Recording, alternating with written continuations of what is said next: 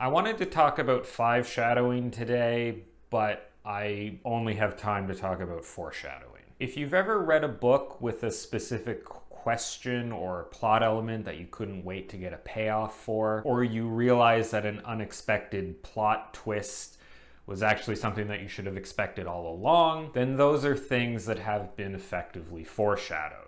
Foreshadowing means giving the reader a piece of information or a symbol that tells them where the story is going later on. This is most often done to create a feeling of mystery or suspense in the story, or it may be done to give clues about a certain plot twist or way that the story is going to end, or it might just be to set up specific questions in the reader's mind that they really want to get answers to. Even if your plot doesn't involve any mystery or suspense, you are still going to want to include some form of foreshadowing within your story. That's because foreshadowing is one of the most effective ways to intrigue a reader and to keep them engaged throughout your entire story. At a minimum, you're going to want to establish expectations for the reader about the tone of your story. This lets them know whether they're in for a wacky adventure or a more darker story. Setting expectations about tone is also a form of foreshadowing. So with that, here are some tips on how to foreshadow effectively.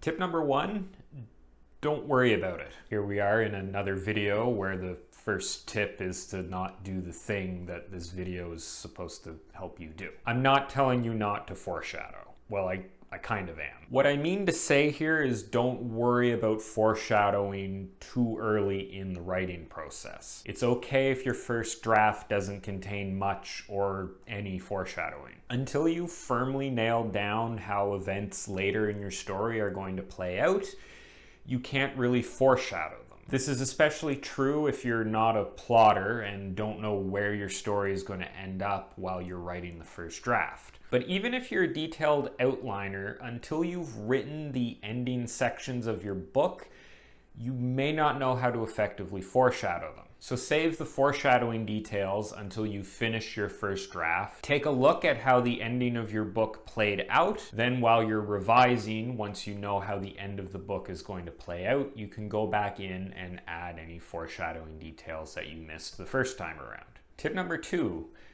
do enough foreshadowing, but not too much. Foreshadowing is one of those things that you need to do exactly the right amount of in order for it to be effective. Too little foreshadowing will lead to a lack of suspense and will make the reader less interested in sticking around to the end. It may also make your ending too unexpected, which can make a story seem unsatisfying. On the other hand, too much foreshadowing will reveal too much of the story and also work against creating a sense of suspense. At this point, you would effectively just be telling the reader what is going to happen later in the story, which, as you can imagine, isn't a great idea. Finding the right balance in how much or how little to foreshadow is not something that I can explain completely in this video. There's no set formula for whether you're doing too much or too little. It's just something that you have to figure out. That said, there are a few things that can help you here. Make sure that whatever you're foreshadowing is actually worthy of being foreshadowed. Not every event in the story needs to be. Next, make sure you're giving enough time between your foreshadowing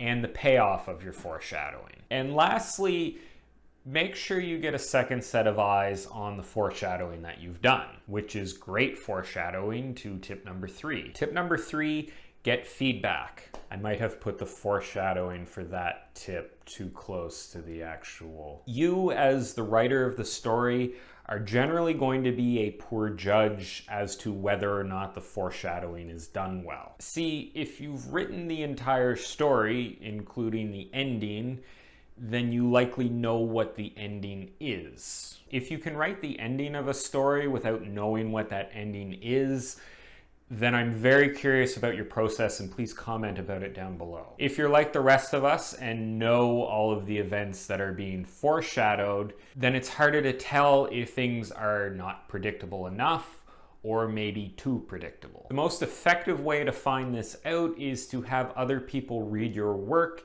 and give you their feedback. This could be your beta readers, your editor, your critique partners, anybody who's not you and can also read. Have them give your book a read and tell you where the foreshadowing works or doesn't. Ask them about their expectations as far as the tone and direction at different parts of the story. See what their reaction is to any twists that you've foreshadowed, and if anything feels unsatisfying. Everybody is going to react differently to the clues that you give them, and until you've gotten a number of different opinions, you can't really gauge how effective your foreshadowing has been. Even if you've managed to craft your foreshadowing in such a way that works well for most people, there are still likely to be readers out there who will miss things that you don't want them to miss, or will predict things that you didn't want them to predict. So make sure you get several different opinions on your foreshadowing and incorporate this feedback so you can hopefully avoid those situations. So there you have it. I hope you found the advice in this video useful. If you want to see more stuff like this, you can check out all my other writing advice videos and subscribe to my channel. I post new writing advice videos every Wednesday. Thanks for watching, and I'll see you next time.